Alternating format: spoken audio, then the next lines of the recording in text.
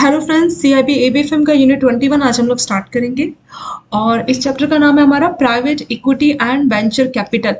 तो ये जो चैप्टर 21 है ये ऑलमोस्ट आपका 32-33 पेजेस में कवर किया गया है।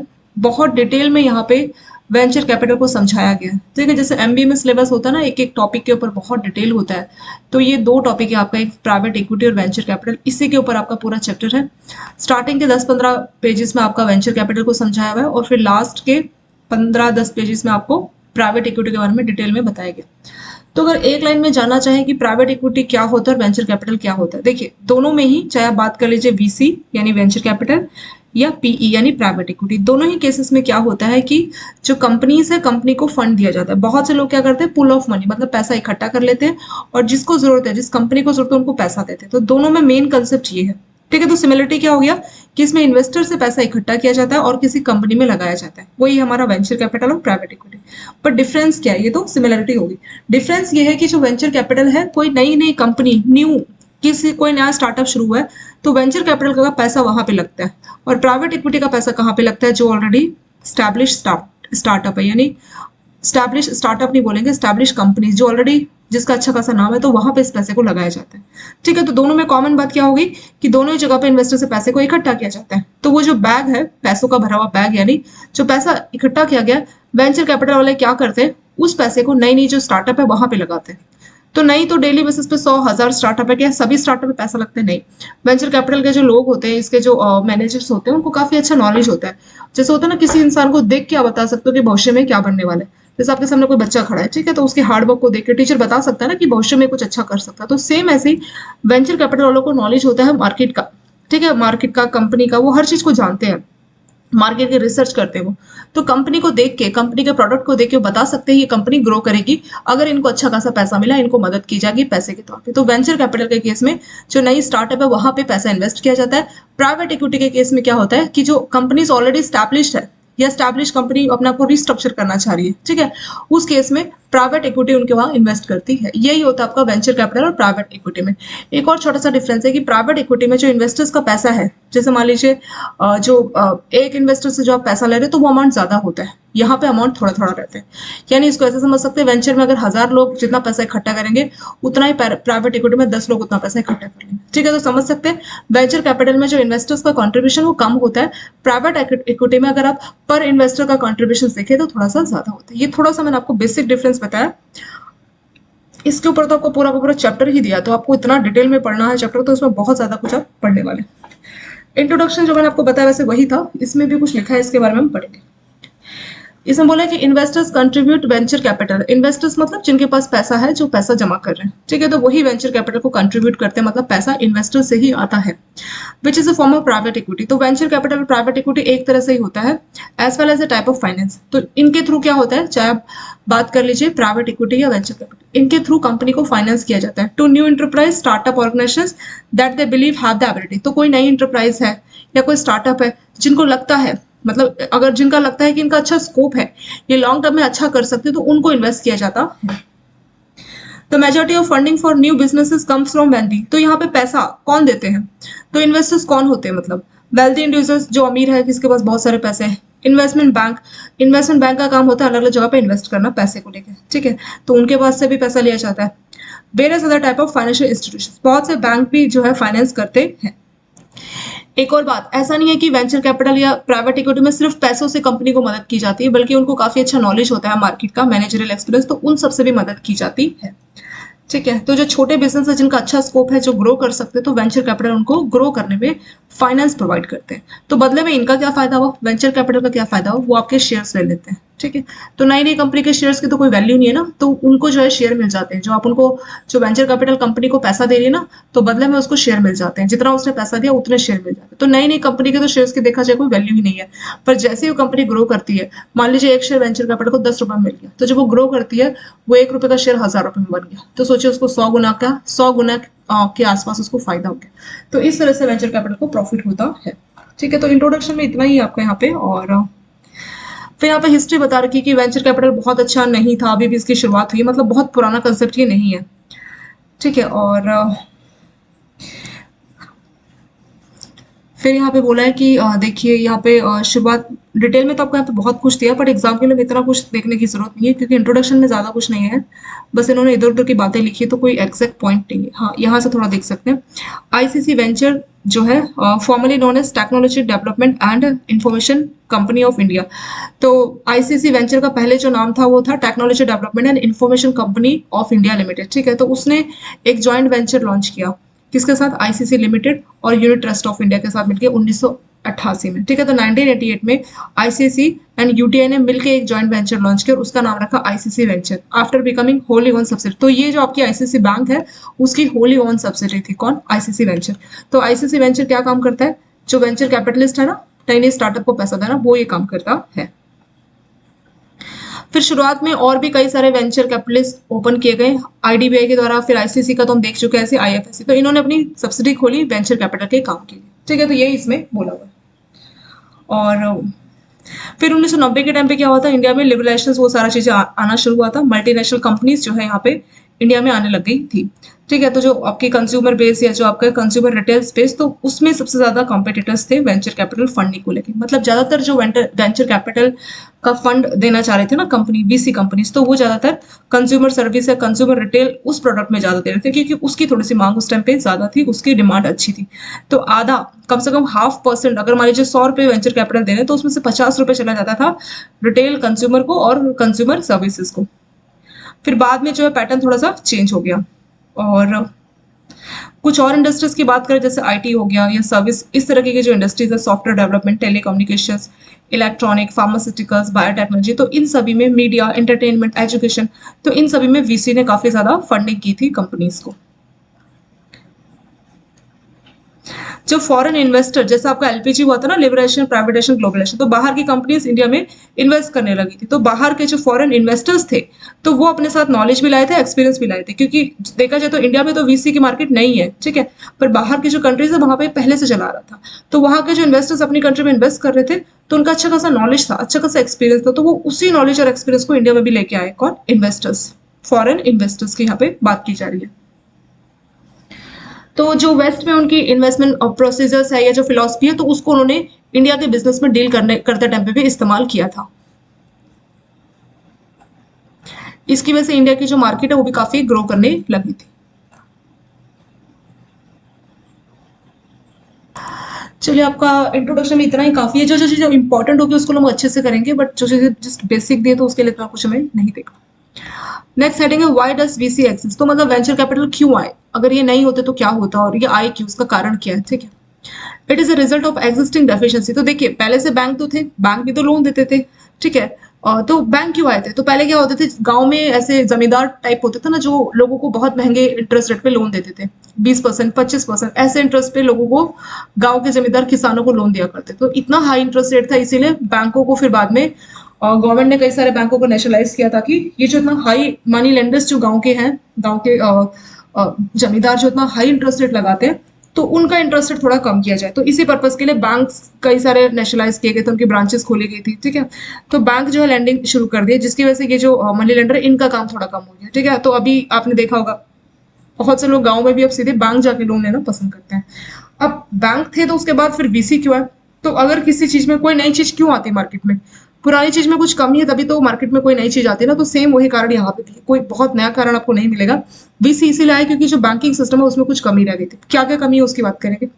Visiting a bank is a typical first step for someone. कोई भी नया एंटरप्राइज अपना बिजनेस शुरू करना चाहता तो उसको पहला काम बैंक विजिट करना कि मुझे लोन दे दो, मेरे को नया बिजनेस काम शुरू करना। However bank will only provide, आप बैंकों को जानते हैं कि बैंक क्या करते हैं, कोलेटरल सिक्योरिटी की मांग करते हैं कि कुछ पैसा चाहिए तो मिल जाएगा, कोई प्रॉब्लम नहीं है, पर कुछ सिक्योरिटी लेके, तो जो है बैंक इस तरह से बोलते हैं। तो वही लिखा है कि बैंक फाइनेंस आपको तभी देंगे, खासतौर पे जो नई नई कंपनी उसको तभी बैंक लोन देंगे अगर कंपनी के पास कोई टेंजिबल एसेट, टेंजिबल एसेट मतलब जिसको आप टच कर सको, इनटेंजिबल एसेट जिसको आप टच ना कर सको, जैसे आपकी कोई प्रॉपर्टी, प्रॉपर्टी को तो बैंक टच कर सकता है ना। इनटेंजिबल आप बोलोगे हमारी गुडविल है मार्केट में, हमारा नाम है, तो उस चीज को बैंक एक्सेप्ट नहीं करेगा, तो वो इनटेंजिबल एसेट होगी आपकी। ठीक है, तो बैंक बोलता है कि कोई टेंजिबल एसेट्स लाओ ताकि हम उसको कोलेटरल के तौर पे इस्तेमाल कर सके और आपको लोन दे सके, इस तरह से बैंक बोलता है। ठीक है, अब नया नया बिजनेस उसने शुरू किया तो जरूरी नहीं है कि वो खानदानी रईस हो या उसके पास बहुत सारी प्रॉपर्टीज हो। बहुत से आपने एग्जांपल्स देखे होंगे कि गरीब के बच्चे भी जो है बहुत बड़ी प्रॉपर्टी मतलब बहुत बड़ा बिजनेस खड़ा कर देते हैं। तो हम ये नहीं बोल सकते कि हमेशा रिच लोग ही अपना बिजनेस शुरू करेंगे, तो जो गरीब है वो भी अपना बिजनेस कोई नया शुरू कर सकते। तो बहुत केसेस में ऐसा ही होता है कि उनके पास कोई कोलेटरल सिक्योरिटी लोन के लिए नहीं होती, जैसे फैक्ट्री कुछ भी नहीं है, जहां पे भी अपना बिजनेस शुरू कर रहे हैं वो एक रेंटेड अपार्टमेंट है, मतलब रेंट पे लिया हुआ है, फैक्ट्री भी रेंट पे है, तो कुछ है ही नहीं, तो बैंक को कहाँ से देंगे, ठीक है। तो वही बात यहाँ पे आ गई। और तो इसीलिए जो है बिजनेस के लिए, कंपनी के लिए जो है टेंजिबल एसेट दे पाना मुश्किल हो जाता है, और जिसकी वजह से उनको लोन भी बैंक नहीं देता, ठीक है। तो लोन मिल पाना बैंकों से मुश्किल है। बैंकों ने बोल दिया नो, नहीं मिलेगा, पहले कोलेटरल सिक्योरिटी लाओ, अदरवाइज लोन नहीं मिलेगा। तो अब क्या करे कंपनी, क्या करे, उनको तो पैसा चाहिए ना। तो उस केस में रिस्क है, ठीक है। However the risk involve in starting, तो आप जानते हैं कि जो नए बिजनेस है उसमें रिस्क बहुत ज्यादा है। The risk level is so high that even if financial institution were willing to lend, मतलब रिस्क इतना ज्यादा है कि अगर फाइनेंशियल इंस्टीट्यूशन आपको लोन दे भी दे, मान लीजिए कोई गवर्नमेंट की स्कीम है किसी के तहत, अगर आपको लोन दे भी दिया, उसके बावजूद भी आपका इंटरेस्ट रेट बहुत ज्यादा हाई होगा, ठीक है। तो बहुत महंगा इंटरेस्ट रेट पर आपको जो है लोन मिलने वाला, अगर बैंक हाँ भी बोलेगा। पहले तो बैंक ना ही करेगा। अगर मान लीजिए कि बैंक आपको लोन दे भी देता तो इंटरेस्ट रेट बहुत हाई रखेगा। आप जानते हैं ना, इंटरेस्ट आपका रिस्क के हिसाब से मैच होता है। अगर ज्यादा रिस्की है तो बैंक उसका इंटरेस्ट भी ज्यादा रखता है। Risk directly proportional to interest. बहुत रिस्की है तो बैंक इंटरेस्ट ज्यादा रखेगा, रिस्क कम है तो इंटरेस्ट भी कम रखेगा। जैसे हाउसिंग लोन रहता है आपका, ठीक है, गोल्ड, तो इसमें इंटरेस्ट रिस्क कम है, क्योंकि हाउस की प्रॉपर्टी है तो उसका रेट बढ़ना ही है, गोल्ड का रेट बढ़ना ही है, तो उसमें इंटरेस्ट कम है, इसीलिए आप देखते हैं इसका इंटरेस्ट 10 से कम ही रहता है, 8% 9% ऐसे रहता है ना, gold loan, housing loan. Risky loan जैसे पर्सनल लोन हो गया, ठीक है, या और भी कोई लोन जिसमें काफी ज्यादा रिस्क है, जैसे व्हीकल लोन, तो इन सब में थोड़ा इंटरेस्ट रेट ज्यादा रहता है। तो वही बोला, अगर बैंक मान भी गया तो बहुत हाई इंटरेस्ट रेट आपसे चार्ज करने वाला है। तो ऐसे टाइम पे जो वेंचर कैपिटल है वो मदद करते हैं, ठीक है। तो वो हाई रिस्क इन्वायरमेंट में झेलते हैं। हाई रिस्क इन्वायरमेंट में क्यों वेंचर कैपिटलिस्ट काम करते हैं, वो फलते फूलते क्यों है, वो इसका इसलिए फलते फूलते हैं क्योंकि जो वेंचर कैपिटलिस्ट होते हैं वो मार्केट में जब नई नई कंपनी है उसमें इन्वेस्ट करते हैं। तो नई नई कंपनी को तो कोई नहीं जानता, उसके शेयर उनको रद्दी के भाव मिल जाते हैं, किनको, वीसी को, ठीक है। तो मान लीजिए उनको 10 रुपए में एक शेयर मिल गया, अगर वो कंपनी ग्रो कर गई तो 10 रुपए के शेयर की वैल्यू 1,000 हो जाएगी, 2,000। तो उनको जो फायदा होता है ना, तो जो बोलते हैं ना सोच से ज्यादा, इतना ज्यादा इनको फायदा हो जाता है। तो रिस्क भी है तो रिटर्न भी इनको काफी अच्छा मिल जाता है। तो वही बोला है कि जो फाइनेंशियल इंस्टीट्यूशंस इतना रिस्क लेना नहीं चाहते, तो इसीलिए जो वेंचर कैपिटलिस्ट है ऐसे इन्वायरमेंट में फलते फूलते हैं, ऐसे इन्वायरमेंट में उनका ग्रोथ होता है। They are willing to provide finance backing, तो वो चाहते हैं कि वो फाइनेंस दे सकते हैं, ठीक है। वेंचर कैपिटलिस्ट मान जाते हैं कि फाइनेंस देंगे, कोई एसेट आपको देने का जरूरत नहीं है, बस एक ही चीज है, वो चीज क्या है कि आपको कुछ जो है शेयर इनको देना पड़ेगा, जो कंपनी है ना उसमें इनको हिस्सेदारी देनी पड़ेगी। और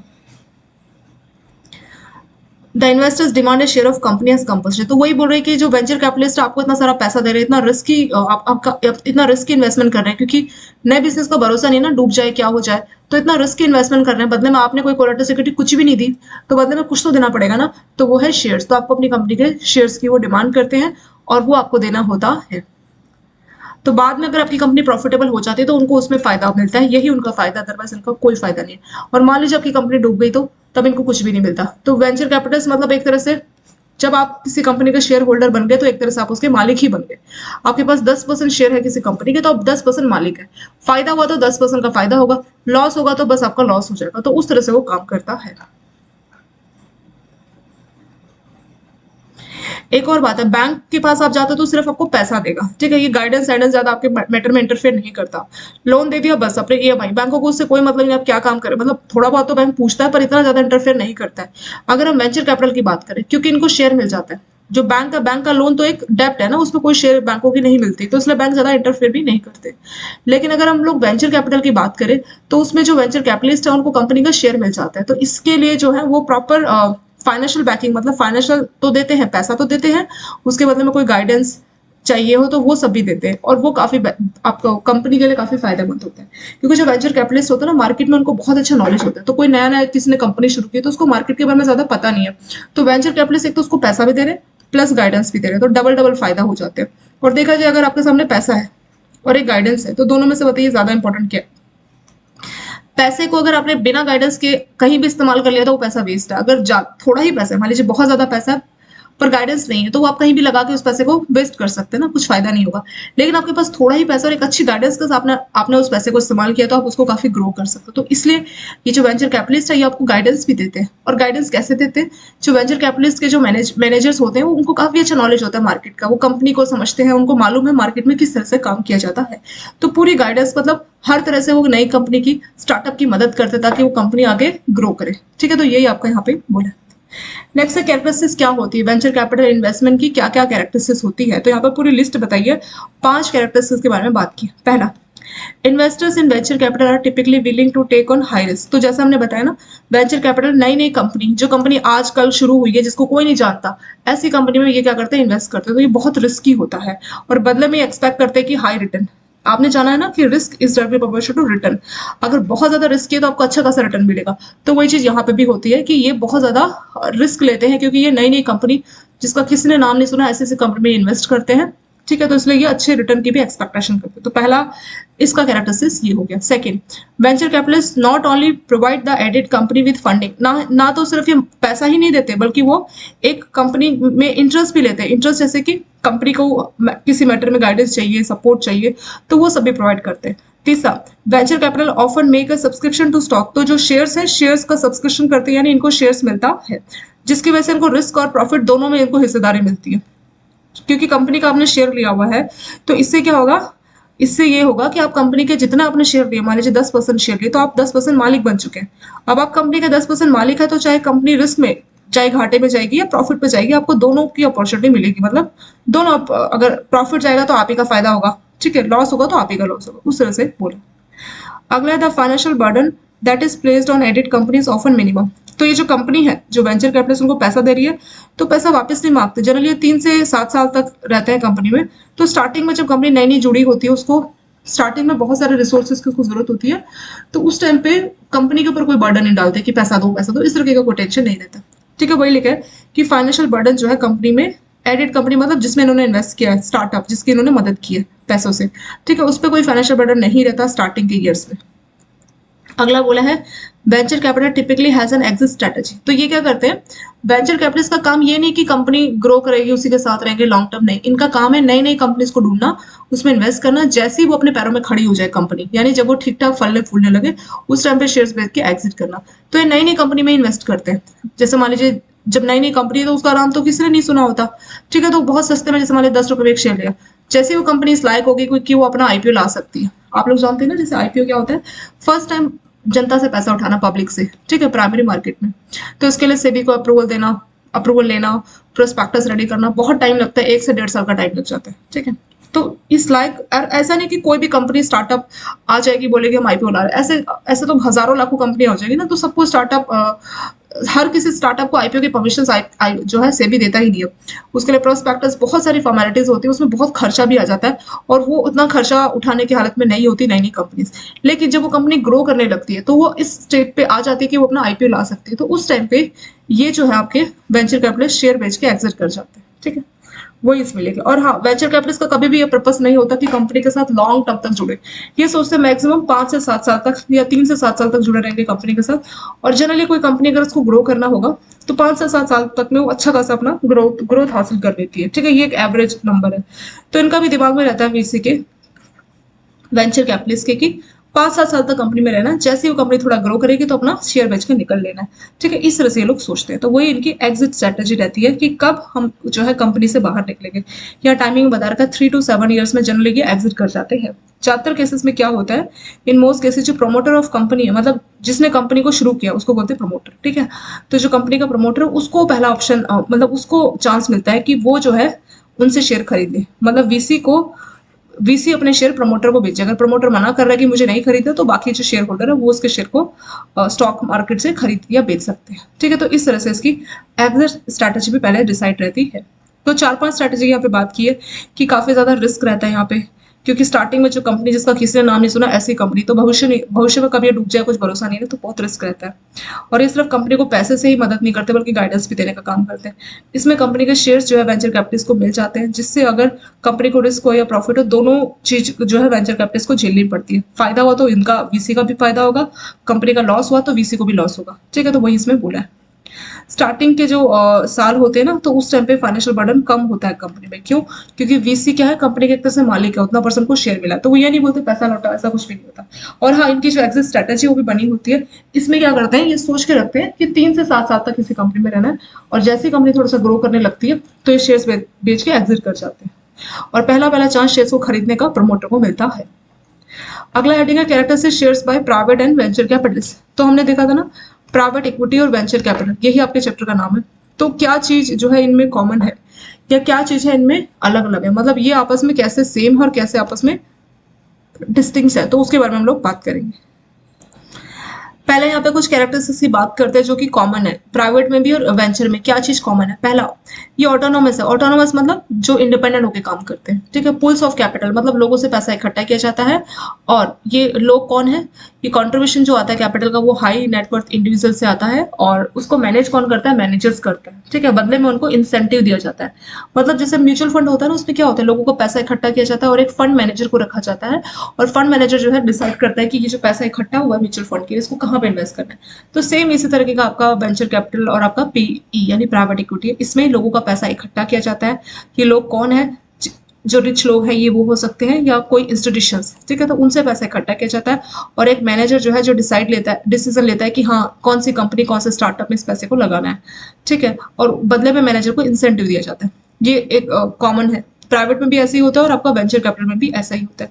second, they make investment in businesses that are neither unable. तो ये ज्यादातर ऐसे बिजनेस में इन्वेस्टमेंट करते हैं जो कि अनेबल है, या जो मार्केट से जनता से पैसा नहीं रेस कर सकते, जैसे मैंने आपको बताया आईपीओ। तो इन सबसे अगर वो पैसे को नहीं रेस कर सकते, तो उस केस में जो है वेंचर कैपिटल और प्राइवेट इक्विटी काम में आते हैं। और एक और बात, जो प्राइवेट इक्विटी है, जब कंपनी अपने लेटर स्टेज में आ जाती है, तब ये फाइनेंस करते हैं। और वेंचर कैपिटल अर्ली स्टेज, तो जब नई नई कंपनी खुली होती है तब ये कंपनी को फाइनेंस करते हैं। और प्राइवेट इक्विटी कब करती है? फाइनेंस तब करती है जब कंपनी अपने लेटर स्टेज में, मतलब कंपनी अपने बिजनेस को बढ़ाना चाह रही है, कुछ रिस्ट्रक्चर करना चाह रही है, तो ऐसे टाइम पे प्राइवेट इक्विटी जो है इन्वेस्ट करती है। जो भी एक्टिविटीज करते हैं तो उसमें एज इट इज कोई रिस्ट्रिक्शंस नहीं होता है, बहुत ज्यादा रिस्ट्रिक्शंस नहीं होता कि कौन सी एक्टिविटी ये करते हैं। नेक्स्ट है कि इसमें जो इन्वेस्टमेंट के जो है एग्रीमेंट बहुत केयरफुली बनाए जाते हैं, ड्राफ्ट किए जाते हैं। They engage in active oversight of enterprise in which they have invested. तो जिस भी इंटरप्राइज में ये इन्वेस्ट करेंगे तो वहां पे अच्छी खासी नजर बना के रखते हैं, ताकि जिसमें भी इनका पैसा चला गया, क्योंकि देखा जाए तो इन्होंने इन्वेस्ट किया तो बदले में इनको शेयर मिला, और शेयर मिला तो ये एक तरह से ऑनर बन गए। तो जब किसी कंपनी के एक तरह से शेयर होल्डर की फॉर्म में ऑनर बन गए, तो ये कंपनी में नजर रखते हैं देखने के लिए कि कंपनी कैसे चल रही है, ठीक है। तो ये 4 हो गई सिमिलरिटीज, सेम सेम चीजें हो गई। अब थोड़ा सा डिफरेंस देखेंगे कि क्या क्या डिफरेंस है, ठीक है। पहला, प्राइवेट इक्विटी जो है, प्राइवेट इक्विटी जो इन्वेस्टमेंट है उसको इन्वेस्टिंग कंपनी मतलब जिसमें इन्वेस्ट किया जा रहा है, वो अपने फाइनेंस को रिस्ट्रक्चर के लिए या अपने ऑपरेशन को रिस्ट्रक्चर के लिए इस्तेमाल करती है। और ज्यादातर ये लेटर स्टेज ऑफ फाइनेंस के लिए, लेटर स्टेज में होते हैं ना company, later stage of finance, तो उस टाइम पे प्राइवेट इक्विटी मदद करती है। सेकंड, वेंचर कैपिटलिस्ट में क्या होगा?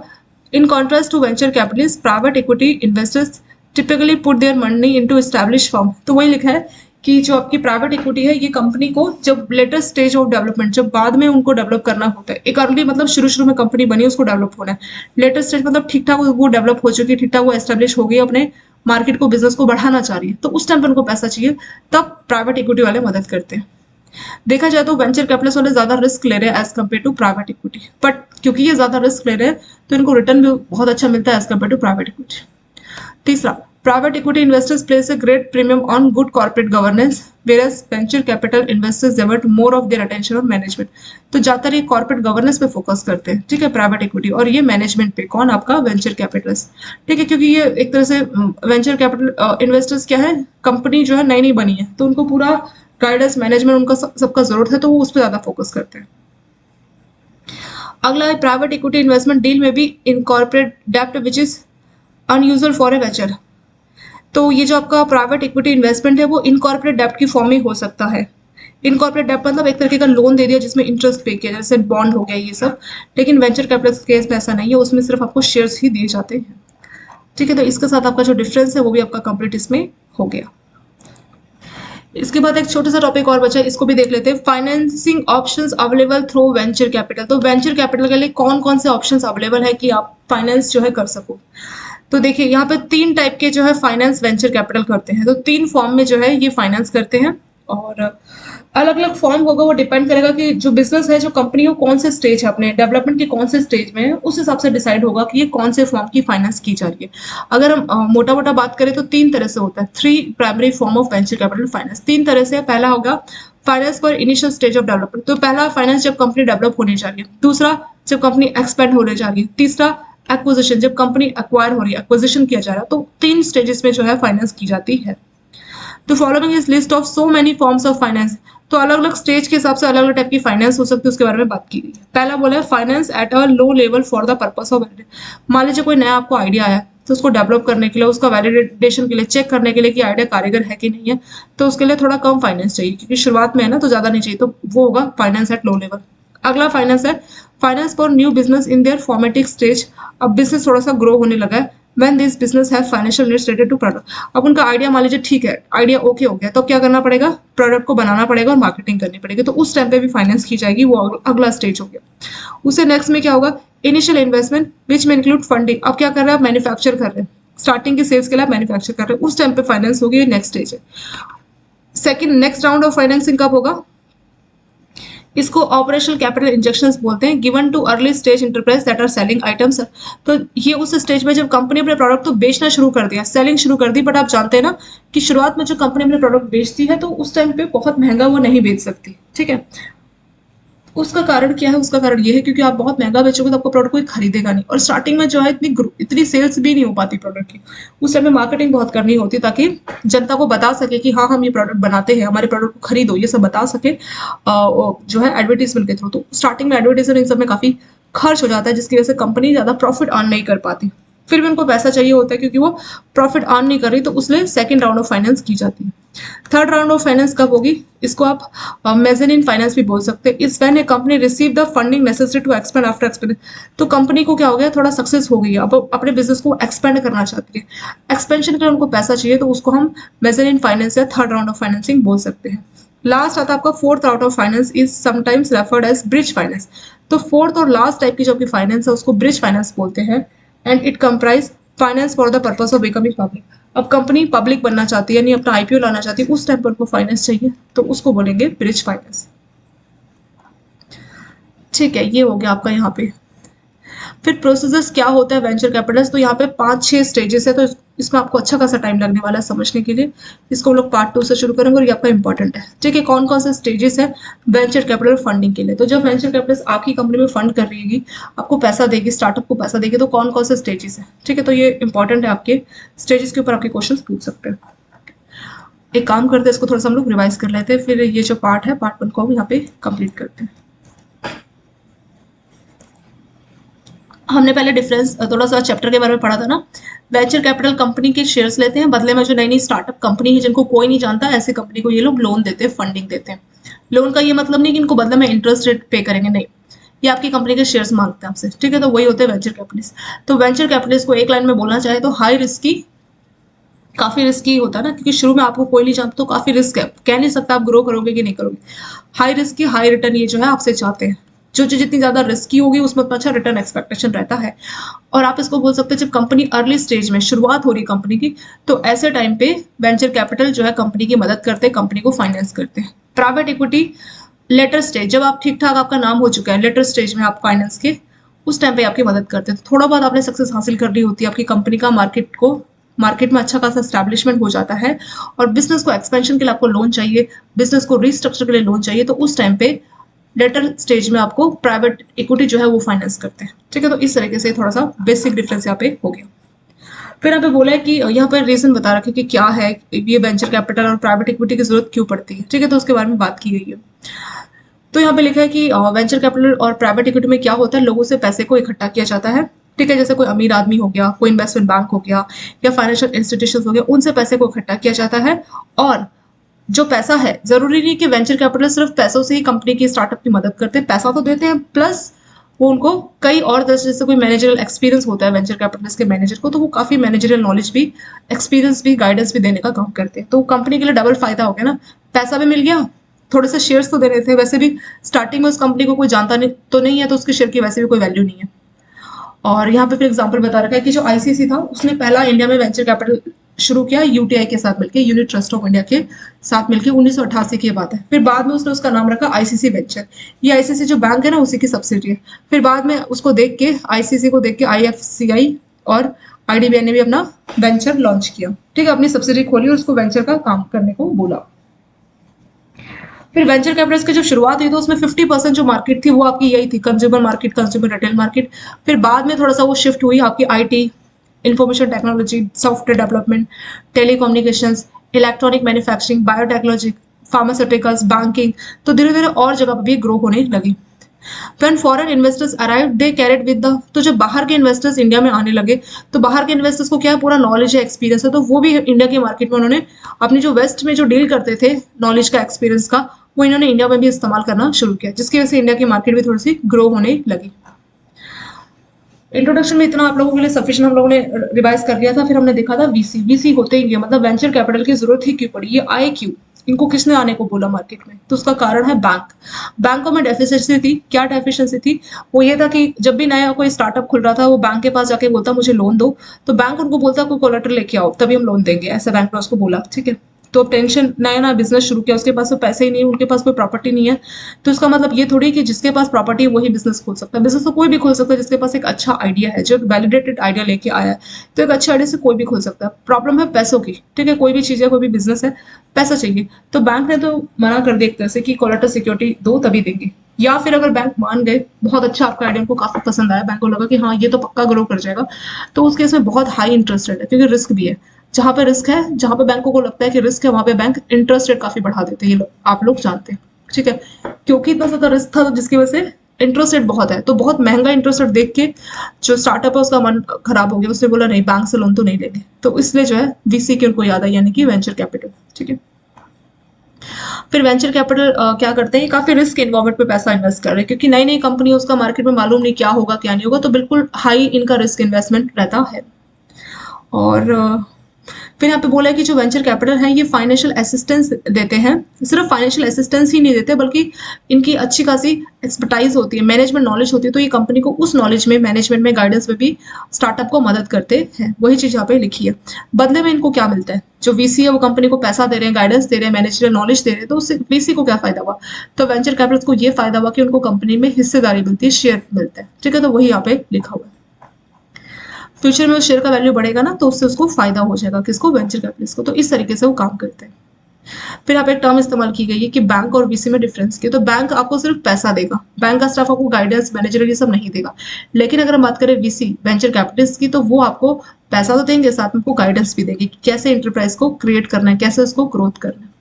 अब अगला आपका हेडिंग है कैरेक्टरिस्टिक्स। वेंचर कैपिटलिस्ट जो इन्वेस्टमेंट है उसकी कैरेक्टरिस्टिक्स के बारे में बात की गई है। तो पहला है, जो वेंचर कैपिटलिस्ट होते हैं वो काफी रिस्क लेते हैं, तो इसलिए वो एक हाई रिटर्न की एक्सपेक्टेशंस करते हैं, क्योंकि नया नया बिजनेस है ना, तो बहुत रिस्की होता है, तो वहां पे आपको पैसा देते हैं। भले वो आपसे बदले में शेयर ले रहे हैं, बट एटलीस्ट उनका जो इन्वेस्टमेंट है काफी रिस्की है, तो बदले में वो हाई रिटर्न की एक्सपेक्टेशंस करते हैं। फिर बोल रहे हैं ये ना सिर्फ कंपनी को पैसे से मदद करते हैं, बल्कि उनको गाइडेंस भी देते हैं, ठीक है, गाइडेंस देते हैं, प्लस वो कंपनी में इंटरेस्ट भी दिखाते हैं। इंटरेस्ट मतलब देखते हैं कि कंपनी किस तरीके से काम कर रही है, उनको लगता है कि ये डिसीजन कंपनी का गलत हो सकता है, तो कई बार उनके बोर्ड ऑफ डायरेक्टर के साथ बातचीत करके वो कंपनी को भी अच्छी गाइडेंस देने का काम करते हैं। अगला कि जो वेंचर कैपिटलिस्ट है उनको कंपनी के शेयर्स मिलते हैं, जिसकी वजह से कंपनी रिस्क होगा या प्रॉफिट होगा तो दोनों में उनको हिस्सेदारी मिलती है। फायदा होगा तो इनका भी फायदा है, लॉस जाएगा तो वीसी वालों का भी लॉस है, ठीक है। और कंपनी में किसी टाइप का फाइनेंशियल बर्डन नहीं डालते। जो स्टार्टअप खुली है ना, तो स्टार्टिंग के ईयर्स में उनका मिनिमल कम से कम जो है बर्डन रहता है, मतलब ये जो स्टार्टअप है उसको कोई टेंशन नहीं कि वीसी का पैसा वापस करना है, ऐसी कोई टेंशन नहीं। क्यों, क्योंकि वीसी तो शेयर होल्डर है, तो वो भी मालिक है। कंपनी ग्रो करेगी तो वीसी का फायदा, कंपनी घाटे में तो वीसी का लॉस, ठीक है। इस तरीके से होता है, जिसकी वजह से जो कंपनी है, स्टार्टअप है, उसको पैसों के लिए ज्यादा टेंशन नहीं है। बदले में सोचिए अगर बैंक से लोन है तो बैंक तो अपनी ईएमआई मांगेगा ना, चाहे आप ग्रो करे ना करे, बैंक बोलेगा काम शुरू हो गया, चाहे पहला महीना ईएमआई पे करना शुरू करो। बट वीसी के केस में ऐसा नहीं है, तो कंपनी को काफी राहत मिल जाती है, कोई टेंशन नहीं होता। फिर वीसी वाले क्या करते हैं, वेंचर कैपिटलिस्ट अपनी एक एग्जिट स्ट्रेटेजी, मतलब वीसी का ये नहीं होता कि कंपनी के साथ लॉन्ग टर्म तक जुड़ना है। इनके दिमाग में रहता है कि 3 to 7 ईयर्स की, 3 से 7 साल तक रहना है कंपनी में। जैसी कंपनी थोड़ा सा ग्रो करने लगेगी तो शेयर्स बेच के हम लोग बाहर चले जाएंगे, ठीक है। तो इस तरीके का इनके माइंड में रहता है। तो एंट्री ये नए बिजनेस में इसलिए करते हैं कि बिजनेस ग्रो करेगा तो हम अपना शेयर बेच के बाहर चले जाएंगे, हम लोग ज्यादा टाइम तक नहीं रहेंगे। तो 3 to 7 ईयर्स। तो एक क्वेश्चन आ सकता है कि कितने साल तक ये कंपनी के साथ जुड़े रहते हैं, कितने साल तक रहते हैं, तो 3 से 7 साल तक, ठीक है, 3 to 7 ईयर्स। फिर जब ये शेयर बेच के जा रहे होते हैं ना, तो प्रमोटर ऑफ कंपनी, जिसने कंपनी को शुरू किया उसको बोलते हैं प्रमोटर। तो जिसने कंपनी शुरू की है प्रमोटर, उसको जो है मौका मिलता है कि वो वीसी से शेयर्स उसके खरीद ले। फिर अगला आपको पॉइंट था कि जो प्राइवेट इक्विटी और वीसी में क्या डिफरेंस है और उसमें क्या सिमिलरिटीज है, मतलब क्या चीज दोनों में कॉमन है और क्या चीज अलग अलग है। तो पहले ये जो 4 पॉइंट है ये आपको कॉमन सेम चीजें बताइए, और लास्ट के जो 4-5 पॉइंट है ये आपको डिफरेंस चीजें बताइए। तो सेम में क्या क्या बोला था कि इसमें लोगों से पैसे को इकट्ठा किया जाता है, और ये लोग कौन है, हाई नेटवर्थ इंडिविजुअल, जो कि काफी रिच लोग हैं, ये कंपनीज, उनसे पैसे को इकट्ठा किया जाता है दोनों में ही, चाहे बात कर लीजिए प्राइवेट इक्विटी या बीसी, दोनों में ही पैसे को इकट्ठा किया जाता है। फिर इसमें बोला है कि दोनों ही केसेस में ऐसी कंपनी जो मार्केट से पब्लिक से पैसे को नहीं ला सकती, ठीक है, या तो अनेबल है या प्रिपेयर नहीं है कि मार्केट से पैसे को रेस कर सके, तो वैसी कंपनी को प्राइवेट इक्विटी और वेंचर कैपिटल मदद करते हैं। और इनके ऊपर कोई रिस्ट्रिक्शंस नहीं होती कि इस तरह की एक्टिविटी करो, तो इनकी एक्टिविटी के ऊपर कोई रिस्ट्रिक्शंस नहीं होती है। और ये प्रॉपर एक एग्रीमेंट ड्राफ्ट करते हैं, और एग्रीमेंट ड्राफ्ट करने के साथ साथ जिस कंपनी में इन्होंने अपना पैसा लगाया होता है, जो स्टार्टअप है, उस पर वो पूरी नजर रखते हैं कि कंपनी किस तरीके से काम कर रही है। इनको लगता है सही तरह से काम नहीं कर रही, कुछ प्रॉब्लम कर रही है, तो उनको गाइडेंस भी देते हैं। तो ये तो सिमिलरिटीज होगी प्राइवेट इक्विटी और वेंचर कैपिटल में। कुछ डिफरेंस भी है, डिफरेंस देखेंगे। जो प्राइवेट इक्विटी है किसी कंपनी में तब इन्वेस्ट करती है जब कंपनी को खुद को रिस्ट्रक्चर करना है, खुद को एक्सपेंड करना है, ग्रो करनी है, ठीक है। दूसरा पॉइंट है कि प्राइवेट इक्विटी जो है, जो अच्छी खासी एस्टैब्लिश कंपनी होती है उसमें इन्वेस्ट करती है, और कब, लेटर स्टेज ऑफ डेवलपमेंट, मतलब जब कंपनी अच्छा खासा स्टैब्लिशमेंट कर चुकी है, खुद को एक्सपेंड करना चाह रही है, उस टाइम पे जब पैसा चाहिए तो प्राइवेट इक्विटी मदद करती है। वेंचर कैपिटल कब करते हैं, अर्ली स्टेज, जब कंपनी शुरू हुई है, नई नवेली कंपनी, तो उस टाइम पे वेंचर कैपिटलिस्ट मदद करते हैं। कंपनी पुरानी हो गई, ठीक ठाक स्टैब्लिश हो गई, तो उस टाइम पे प्राइवेट इक्विटी मदद करती है। इसको दोस्त की तरह समझ सकते हैं। आपका एक दोस्त जो आपके बुरे वक्त में काम आया तो उसको आप वेंचर कैपिटलिस्ट समझ सकते हैं। एक ऐसा दोस्त जो आपका वक्त अच्छा खासा चल रहा है, उस टाइम पे आपके काम आ रहा है, तो वो है आपका प्राइवेट इक्विटी, ठीक है। इस तरह से आप लोग याद रख सकते हैं। अगला है कि प्राइवेट इक्विटी में कॉर्पोरेट गवर्नेंस पे ज्यादा फोकस किया जाता है, ठीक है। कॉर्पोरेट गवर्नेंस मतलब अलग अलग डिपार्टमेंट किस तरीके से काम करेंगे, लेकिन वेंचर कैपिटल्स में मैनेजमेंट पे ज्यादा फोकस किया जाता है, क्योंकि नई नई कंपनी तो उनके लिए मैनेजमेंट बहुत जरूरी हो जाता है, तो इसीलिए वीसी में मैनेजमेंट पे ज्यादा फोकस किया जाता है। जो प्राइवेट इक्विटी है उसमें जो लोन है, जो पैसा है इन्वेस्टमेंट, वो लोन की फॉर्म में हो सकता है, जैसे बॉन्ड हो गए, ठीक है, डिबेंचर। तो जरूरी नहीं कि शेयर्स मिले। शेयर्स और डिबेंचर्स में डिफरेंस क्या होता है, शेयर्स में आप मालिक बन जाते हैं, डिबेंचर्स में आपका इंटरेस्ट रेट फिक्स है कि 8% मिलेगा या 10%, बट शेयर में क्या है, आप मालिक बन गए, इसमें कुछ फिक्स नहीं रहता है। कंपनी ग्रो करेगी तो आप भी ग्रो करेंगे, जितना परसेंट आपका शेयर है उतना ग्रो करेगा, लॉस में जाएगी तो आप भी लॉस में जाएंगे, ठीक है। तो यही है। फिर फाइनेंस ऑप्शन क्या क्या रहता है बीसी के पास, तो यहाँ पे 3 स्टेजेस की बात की गई है। जब कंपनी अपने स्टार्टिंग के स्टेज में होती है, शुरुआत में, फिर जब कंपनी खुद को एक्सपेंड कर रही है, जब कंपनी को एक्विजिशन करना है, मान लीजिए किसी के साथ एक्वायर करना है या मर्ज करना है, तब उनको पैसा चाहिए। तो 3 स्टेज में जो है फाइनेंस की जाती है वीसी यानी वेंचर कैपिटल के द्वारा। फिर यहाँ पे बता रखा है कि कंपनी को जो फाइनेंस किया जाएगा, जो उसका स्टेज है, वो डिपेंड करता है कि जो मतलब जो फंडिंग अवेलेबल कराई जा रही है वीसी के द्वारा कंपनी को, तो डिपेंड करेगा कि कंपनी कौन से स्टेज में, ठीक है। तो कौन से फॉर्म की फाइनेंस होगी तो डिपेंड करेगा कंपनी अपने कौन से स्टेज में। तो यहाँ पे मान लीजिए कंपनी के पास कोई नया आइडिया है, उस आइडिया को डेवलप करना चाह रहा है, वैलिडेट कराना, तो उसको बोलेंगे लो लेवल की फाइनेंस, मतलब स्टार्टिंग में तो ज्यादा पैसा नहीं चाहिए। फिर अब कंपनी को प्रोडक्ट बनाने हैं ताकि मार्केट में अपने प्रोडक्ट की मार्केटिंग करनी है, ताकि लोगों को पता लग सके कि हाँ आपकी कंपनी ऐसा प्रोडक्ट बना रही है, तो उसमें भी जो है कंपनी फाइनेंस करती है, ठीक है। इसको फॉर्मेटिव स्टेज फाइनेंसिंग बोलेंगे। ऐसे इनिशियल इन्वेस्टमेंट कब बोलेंगे, जब कंपनी को मैन्युफैक्चर करना है, अर्ली सेल्स करनी है, तो उस टाइम पे जो फाइनेंस होगी उसको बोलेंगे initial investment. Second round of financing कब बोलेंगे, जब कंपनी जो है प्रोडक्ट सेल तो उसने शुरू कर दी है, लेकिन उसको प्रॉफिट नहीं हो रहा, क्योंकि प्रॉफिट नहीं हो रहा तो उसको सेल के लिए प्रोडक्ट तो बनाने होंगे, तो इसलिए उसको पैसा चाहिए होगा, तो उस टाइम पे सेकंड राउंड ऑफ फाइनेंस होगी। थर्ड राउंड ऑफ फाइनेंस को मेजरमेंट फाइनेंस बोल सकते हैं। ऐसा कब होता है, जब कंपनी को अच्छी खासी सक्सेस हासिल हो चुकी है और खुद को वो एक्सपेंड करना चाहिए। तो एक नंबर का क्वेश्चन पूछ सकता है व्हाट इज मेजरमेंट फाइनेंस। तो मेजरमेंट फाइनेंस मतलब जब कंपनी खुद को एक्सपेंड करना चाह रही है और उसको पैसा चाहिए एक्सपेंड के लिए, तो उस टाइम पे जो लोन लिया जाता है कंपनी के द्वारा, उसको बोला जाता है मेजरमेंट फाइनेंस।